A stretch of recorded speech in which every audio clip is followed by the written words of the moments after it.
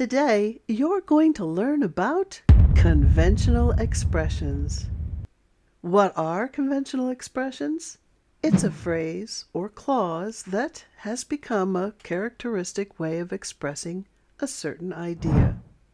These are often misused by native speakers of English. Here's our first one. It's a dog-eat-dog world.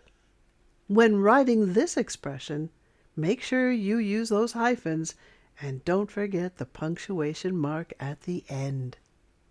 It's a dog-eat-dog business.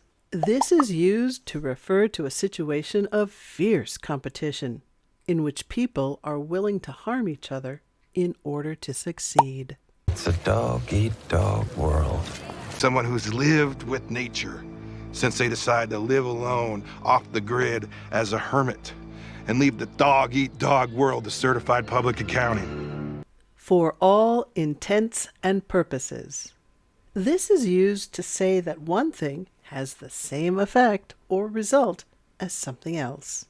For example, for all intents and purposes, the project was a success, even though we faced a few challenges along the way. For all intents and purposes, we're trapped. For all intents and purposes, she succeeded. Now let's look at an idiom. Be supposed to. This means to be expected to do something, as in, I'm supposed to do that. Yeah, I don't think I'm supposed to do that. I don't know how I'm supposed to do that. The statute of limitations ran out. A statute of limitations is assigning a certain time after which rights cannot be enforced by legal action or offenses cannot be punished. The statute of limitations ran out. Statute of limitations ran out on that years ago. The statute of limitations ran out. I couldn't care less. This is used to indicate that someone is not at all concerned about or interested in something. He says he couldn't care less if he gets fired. But be careful. Some native speakers might say, I could care less. This is illogical, but you might hear that. Jimmy's on his way to the electric chair and you couldn't care less! I couldn't care less about the parties. It fell by the wayside. This means to no longer be active or successful. I've seen a lot of bands split up and fall by the wayside. Here's the next one. He became the scapegoat. This is a person who is blamed for wrongdoings, mistakes, or faults of others, especially for reasons of expediency. They had to cover up for the crash, so they made me the scapegoat. And you think I'm making you the scapegoat for my failure? Will have to make do. This means to manage with limited or inadequate means available. So, for example, Dad would have to make do with an old car.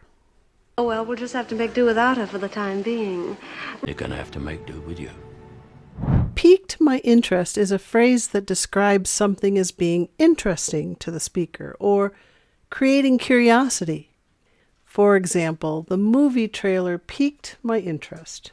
That spot piqued my interest a couple months ago. Well, you've kind of piqued my interest. She got off scot-free.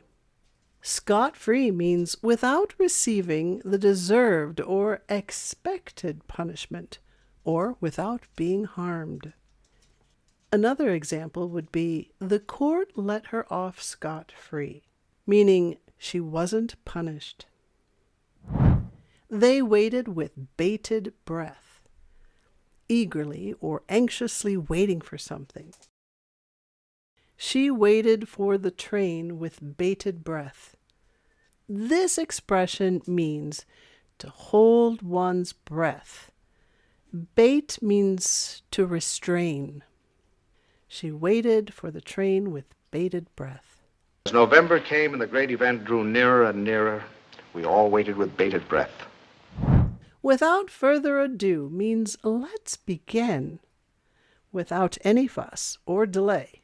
Immediately begin. Without further ado, let's begin. So, without further ado, what do you say we set sail? Without further ado, let me bring up the actual maid of honor, the big sister of the bride, Sarah. The children had free rein. This means they had the freedom of action or expression. As you can see here, they're playing in the rain. But notice the spelling in the sentence. The children had free rein. That's R-E-I-N, but pronounced like rain. Can't see things getting this much out of hand unless some of my officers are giving that maniac a free rein. The smell of the pizza is giving me hunger pangs, sometimes called hunger pains. These are sensations of discomfort in your stomach or abdomen. Harold B. Funston finds these double-edged snacks really cut those hunger pangs. Don't set foot in the kitchen. She's just cleaned it.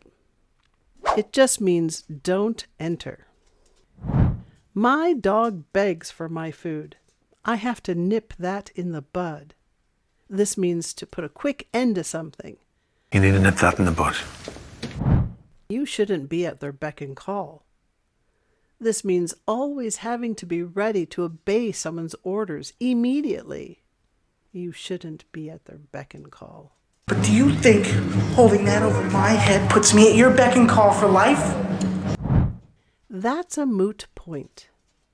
This is an issue regarded as potentially debatable, but no longer practically applicable.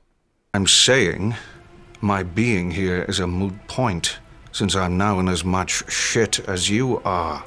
She loves to travel to unique destinations. Case in point, last year she visited a remote island in the Arctic. This is an instance or example that illustrates what is being discussed. Case in point, I'm guessing she did not tell you why we're here.